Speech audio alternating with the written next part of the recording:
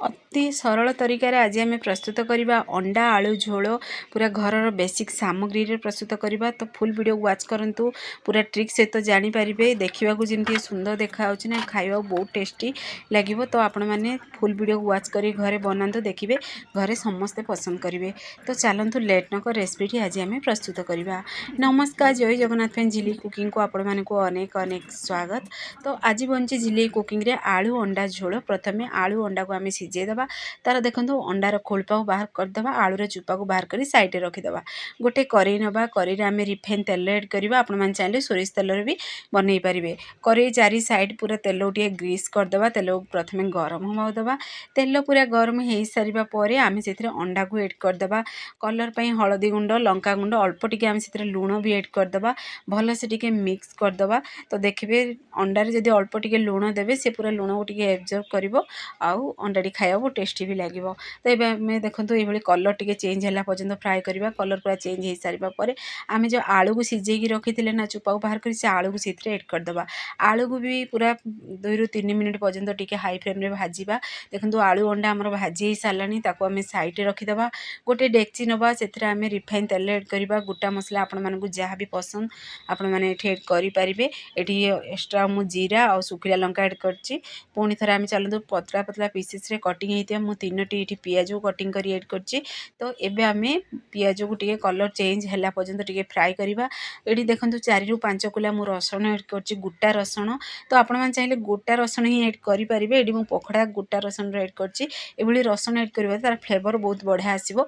आपण मैंने झोल खाइबा समय भी रसुण जदि साइड को आसो तो खाइबे तो बहुत बढ़िया पूरा जुसी बनिवो। तो देखो पियाजर पूरा कलर भी चेंज हो सारा। यही समय आम एड करवा अदा रसुण कंचा लंकार पेस्ट मुझे एड करची। अदा रसुण कंचा लंका को मिक्सर ग्राइंडिंग कर दी। तो से पेस्ट गोटे बड़ चामच एड कर मसला टे कंचा स्मेल अदा रसुण गला पर्यंत टिके आम कषा। ये कषि हो सारा पर आम से आउ किछि अल्प टिके पानी दबा जमीती कि मसला आमर पोड़ी न जीव।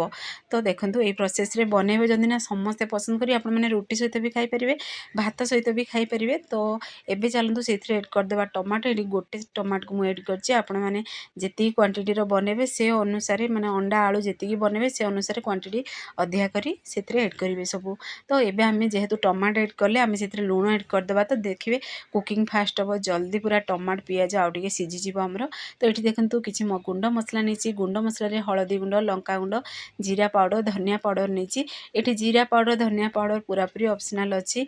तो एबे आम से गिना को क्लीन करी आम से अल्प टिके पानी दबा जमी मसला आमर परफेक्टली पूरा देखिए से कषि हो आ पोड़ी न जीव से अल्प टिके आम से पानी दबा भल से आपको टिके मिक्स करदबा।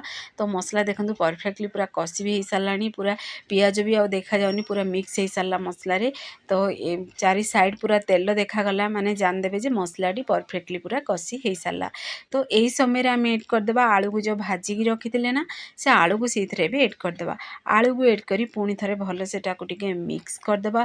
मिक्स करी आलू जमती पूरा मसला को आम एब्जर्व कर लुण को एब्जर्व कर से पर्यंत टिके आलू को पूरा 4 ରୁ 5 मिनट टिके आम स्लो आंच रे कषा। 4 ରୁ 5 मिनट पर देखो आलू भी परफेक्टली पूरा कषि हो सारा केते बढ़िया पूरा कलर भी आसी। घर बेसिक सामग्री रे ही आम प्रस्तुत कर। तो आपण मैंने चाहिए ये अदा रसुण को छेचिकी भी ये एड करी बैचलर मैंने जो मैंने बाहर रोचे मिक्सर न थाए पाखे ये इजी बनई खाई पारे। तो एबे चलतु आम से अंडा को एड करी गरम गरम पानी एड करवा। सब देखिए जेकोसी आपण मैंने झोल हो जहाँ भी बनाऊँ रेसिपी सब गरम पानी ही एड करेंगे ना देखिए पांचिया स्वाद आसो। आ गरम पानी एड करने द्वारा देखिए टेस्ट को सी बढ़े दी थाए। आगे ढक्कन को बंद कर सीझा दबा। तापर लास्ट अल्प टिके आम से गरम मसला एड करवा अल्प टिके कस्तूरी मेथी एड करवा। कस्तूरी मेथी पूरा पूरी ऑप्शनल अच्छी। आपण मैंने चाहिए धनिया पत्र भी एड करेंगे कस्तूरी मेथी को धनिया पत्र को भी स्किप करेंगे। फाइनाली देखो आमर प्रस्तुत हो सारा अंडा आलू झोल। तो केते सुंदर भी देखा बहुत टेस्टी थिला। तो फ्रेंड्स आपण मैंने घरे आपको निश्चय ट्राए करूँ। तो वीडियोटी जदि पसंद आसो ताहले सांग मानकु शेयर करूँ लाइक करूँ। चैनल जदि नुआ अच्छा ताहले चैनल को मोर सब्सक्राइब कर दिंतु बेल आइकन को क्लिक कर दिंतु जहाँफल मोर सब वीडियो नोटिफिकेशन प्रथमे आपण मानकु पहुँचो। इजी इजी वीडियो नहीं आसो आपण मैंने देखिए घरे आपको निश्चय ट्राए करूँ।